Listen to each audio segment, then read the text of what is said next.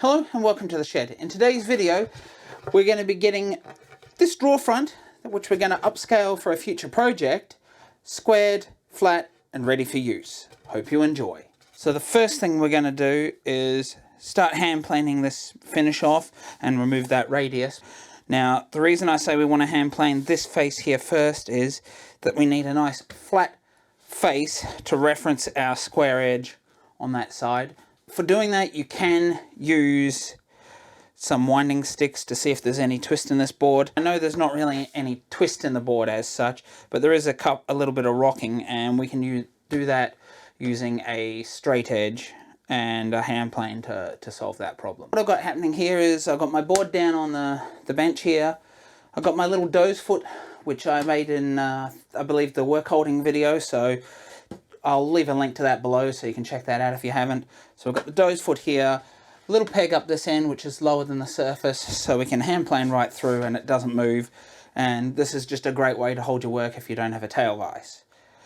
For this I'm going to be using my 5.5 hand plane. You could use a number 5 hand plane.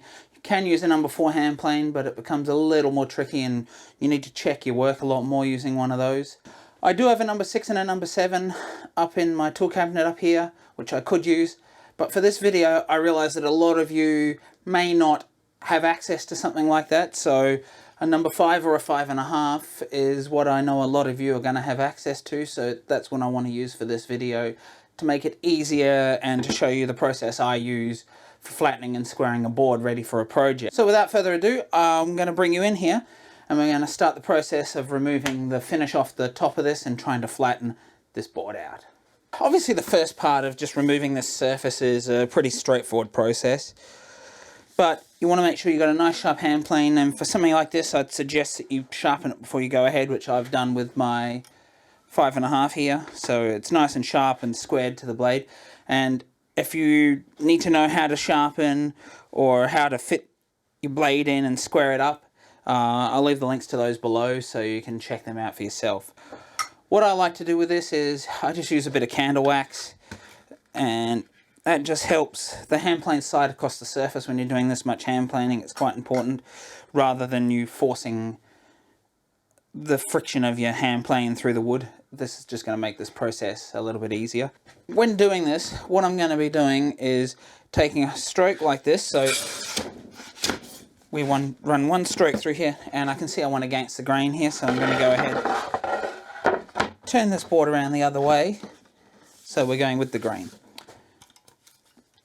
So what I'm going to do is we start here, and you run right through, and then you're coming through again, so each time you're partially overlapping the previous pass through, so you can sort of level out as you go that way. Now each time you want your hand plane to come off the edge of the board so you can catch that end grain and start your shaving. Now we can see that we're just taking random bits off here and there, which means that this is not particularly flat at the moment. So instead of running long ways, what I'm going to do, and that's the reason I got the doze foot here, is we're going to run on an angle like this.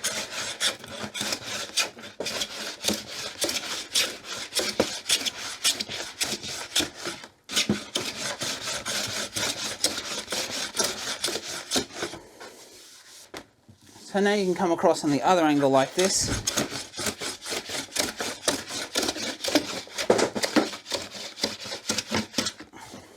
And you want to keep working this until you've got most of this material off, and then we'll start going with the grain.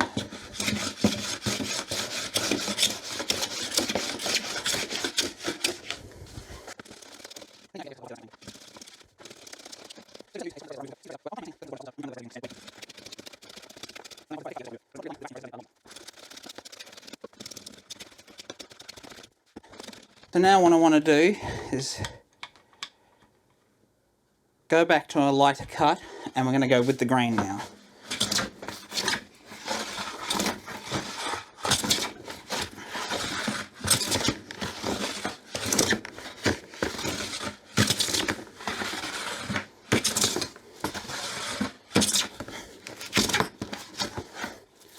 And it's just catching on a few spots where it was a little bit higher than it probably should have been.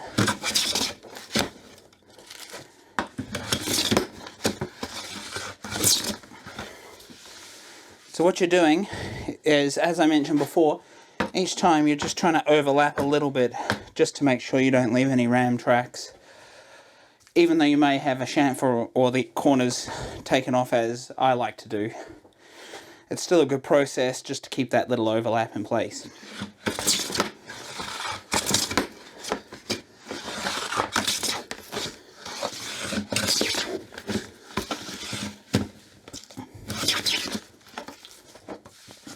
Now, obviously when you're doing this, you want to make sure that you're not allowing this to drop off this side by keeping your pressure up on the front when you start, and up this end that it doesn't tip off, because you don't want to truncate either edge of your board. So it's just important as you push off here, keeping the weight back, and as you start here, keeping the weight on the front. I tend to just use this metal ruler, but if you've actually got a proper machinist edge square or a wooden one, a square edge, go ahead and use that. But what we're doing is we want to fit this down on here, and we're looking for where the high spots are and where the gaps are. Now, on this particular one, we have high spots up at this edge and up at this edge, and when we go this way, we have high spots here and here. So what is happening with this board is that it's bowed in here, which for the upcoming project I have planned for this, that doesn't really matter too much. But for the sake of this video, we're going to try and take a little bit of material off each edge here and try and get this to sit nice and flat. Now, if you don't have a straight edge, what we can do is we can use your bench, presuming that your bench is flat, and most of our benches are flat enough. You can go ahead, lay it here, make sure you got nothing under it, and you can look for where it's rocking. So it may be that my straight edge is a little bit out, because we can see that this is rocking from this corner, so we have a high spot here and here. So with your pencil, turn it back over and you mark your high spots here and high spots there. Now, after we've done that, the idea is that we will plane across in this angle and try and take it from the high spot to the high spot. Now, because I suspect there might be a little bit of a dip here, what I'm going to do is take a few passes in this corner, a few passes coming through in this corner here, and then we'll retest and see if it's continuing rocking until that rocking is gone. We'll put it back, and I'm going to take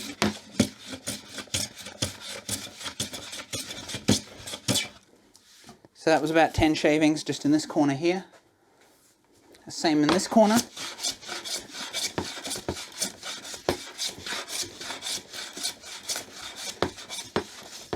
And this can be a little bit of a tedious process, but take your time and you'll get there eventually. So we're still got that rock happening. So we're definitely still high in this corner, so we've got to keep taking material off.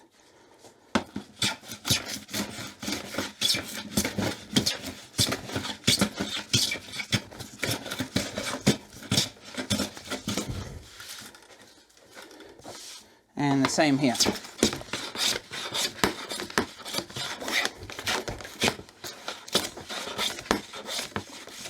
So if we're looking here, as we rock this, we can see just on this edge that this corner is not lifting just here. Now that means that where the high spot is still right up on this edge and it's not further back over here. So we know that we need to get right up into this corner to try and remove that material. That top surface we really don't want rocking if we can avoid it, and we can see that this is still rocking here. So what we're going to come and do is just do a few more passes here.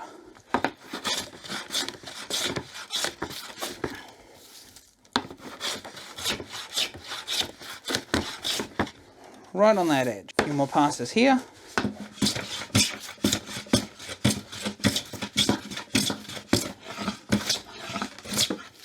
This one is rocking a little bit further over here now, which means we need to hand plane a little bit further in on this board to try and counteract that. But we've still got along this edge coming through, and looking, it's coming through to about here. So we need to hand plane a strip on that edge. Now I know we haven't worked down that other end, but I need to bring it back and check. So we're pivoting from this point here, which means a little bit of material needs to come from around about here.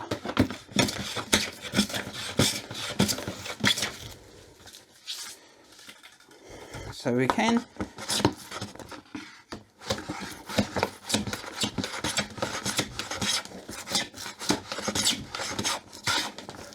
if we're struggling to remove it, we can go against the grain here a little bit. So about here, we need to make sure we're going to take a planing shot somewhere through here on the board. Just there.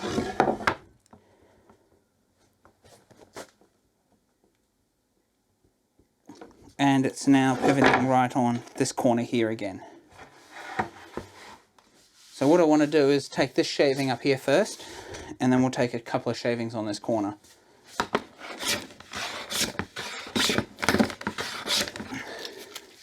Couple of passes to cover that.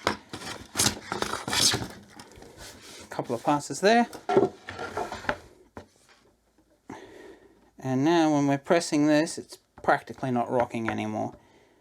There's a little bit of movement, but I think that's a bit of discrepancy in my bench top, because when I angle like this,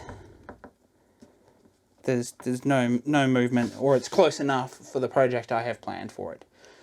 Now obviously in most fine furniture you're not going to notice the difference, so now that we've got this flat, I want to go along, you go back to a fine shaving, and we want to take some clean shavings right across the surface. Now we can hear that we're still skipping there a little bit, which means this is still not flat, so we need to just do a couple more passes until we try and get an even shaving, or you can hear the sound as you move through. It's a nice even cutting sound with no jumping. This is pretty flat now, and if we run our plane over here, we can see that it is relatively flat now. You can see this radius comes back to about here, so that's about 5 millimeters of material. Now I would say if it was any more than 5 millimeters of material, I'd saw it off, but since we're working with the hand planes, it's a good chance to build your skills with your hand plane, so I'm going to go ahead and continue using the hand plane to do this work. So the very first thing I like to do in this process is to come along with a square and to just eyeball how square this actually is. Now this edge, as it's been a draw front, is already relatively square minus that radius, and I like to put my straight edge to it and have a look along it to see how flat it is.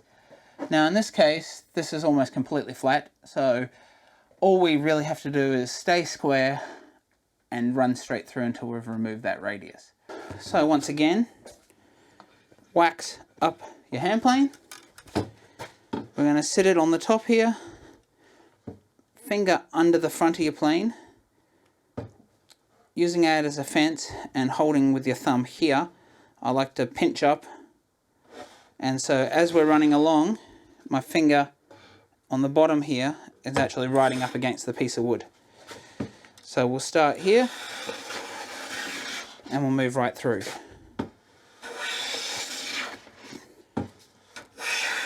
Now sometimes I lean forward like that, but if you've got a bad back and you can't lean like that, just walk along the line of it as you move through. So the squarer we keep it now, the squarer it's going to be when we get to the end, so we maintain as much material as possible. So you've got the basics down, so now I'm going to get back to you once we've got that radius completely removed. So now that radius is removed, we then want to bring the square in once more and check for how square we are. So we can bring it out like this, and we can check right along the length. And in this case, we are high just on this side here by a little bit.